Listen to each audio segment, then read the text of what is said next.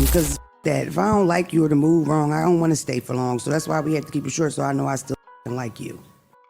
That I don't want to be around you. Yeah, but y'all got other tricks y'all can pull to get out of contracts. Don't we all?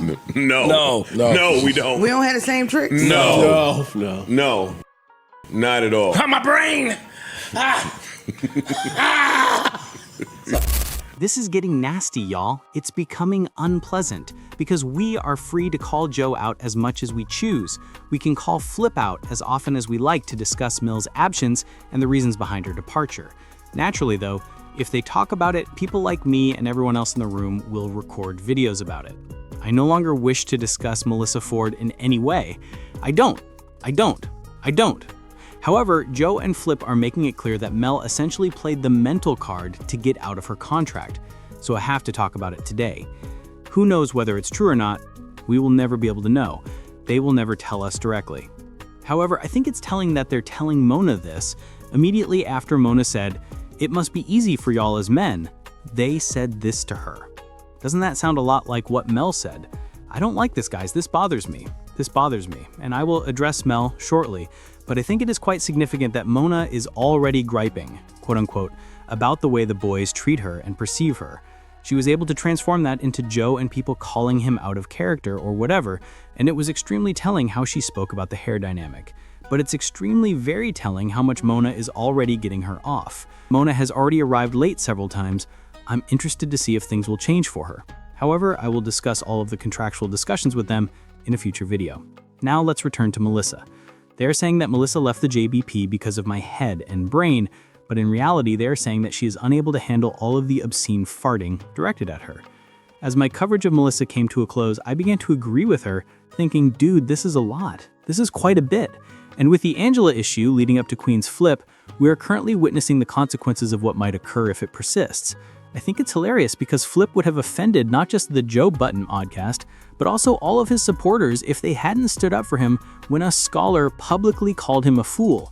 However, they are unable to see Melyssa's ordeal. She was the constant target of jokes for the entire previous 2 years. I must be the butt. But why? The butt of the joke shouldn't be me, particularly since I'm the only woman up here. Additionally, I am aware that many of the boys will turn against me. That's awesome. I understand. You must put yourself in her shoes and consider things from her point of view. Additionally, Mona had been informing the guy since the first episode. The way you all treat me bothers me. I don't feel like I belong up here. I don't participate in the inside jokes that you guys have. You guys think I'll just giggle my way out of this.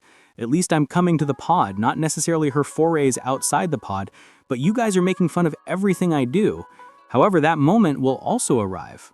What proportion of this is real then? And to what extent should we be skeptical about this? Joe doesn't want to let Melyssa go because, in his perspective, she was able to get out of her contract for bringing it up. Additionally, it informs me that many of the other theories we generated had some merit. Melyssa handed them an ultimatum, in my opinion. Flip or I have to decide. I do think that took place. And then her decision got exacerbated as Joe brought upon Sasha and Mona. Observe how Joe must substitute 2 individuals for Mel. There were 2 possible interpretations in Mel's view. In order to replace me, he had to hire 2 individuals or succeeded in doing so.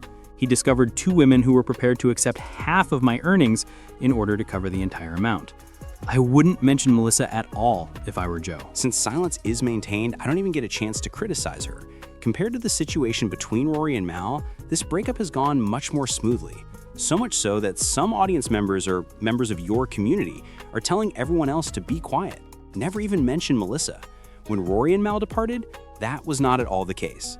That is unquestionably a good thing. I would never again mention her in any way. However, I think it's really indicative that they're making her departure public, and I also find it quite indicative that neither one of them is actually speaking about it. And initially, we thought it might have anything to do with a lawsuit, and even though Melyssa is suing, I still think that to be the case. Joe's the only one who spoke about it. Everyone has agreed to a non-disclosure. For a certain amount of time at least, you cannot say. We are both unable to say. Although he and Melyssa are both getting their subliminals off, they won't talk about it directly for at least a year. However, it was successful. Since they're cracking jokes, he's hopefully observing Mona's actions, which are strikingly similar to Mel's. And Mona will take advantage of this if she ever wishes to quit the JBP because Mel pulled that card and you're suggesting women can get away with it. She already has an abundance of proof. Additionally, it's telling that they keep bringing up the 3-month, 5-year, and 3-month periods in these contractual discussions, which I'll discuss in another video.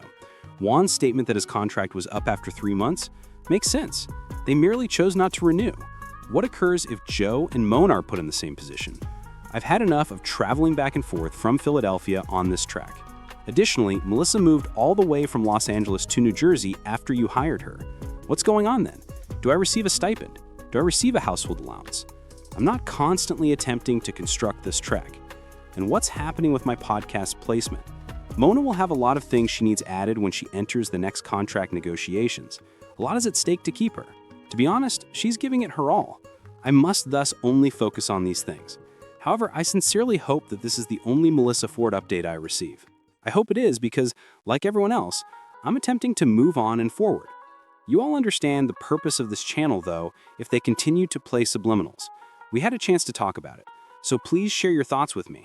Like the video if you enjoy it, if there is something to it. If you haven't already, please subscribe to the page. If so, you already know how awesome we are.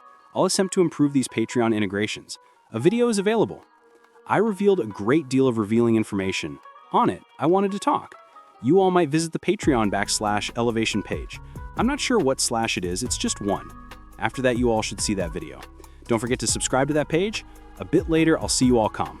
Yo, this one right here is getting messy.